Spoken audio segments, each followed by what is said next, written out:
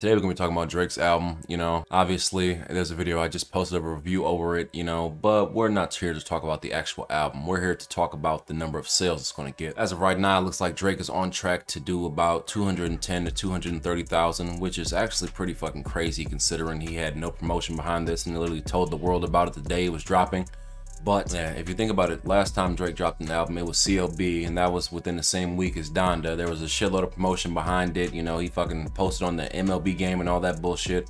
And I believe it sold 613,000 first week. If you think about it, Kendrick was gone for fucking 5 years, and he came back, and Mr. Morale and the Big Steppers sold 295,000 in his first week, which isn't bad by any means. But for Drake to drop an album in one day, after not promoting it at all, and he had an album, he's been pretty present in fucking our lives for the last few years. For it to sell 230,000 within the first week, that'd be pretty crazy, This would be the first time that Kendrick Lamar would outsell Drake. Under certain circumstances, you could say that Drake's album would have outsold Kendrick Lamar if there was more promotion behind it. I think it speaks a lot to the fact that this is probably Drake's worst album, and it's still on track to sell 230,000 units in 1 week. Especially when we just saw Post Malone, fucking like, one of the kings of fucking pop of right now, come in and only sell about 120,000 in his first week not too long ago. I'm just trying to figure out what this means for Drake, because usually for Drake numbers, this would mean a flop. But by industry numbers, especially with no promotion, this would be a W. I'm still trying to figure out what it is for him.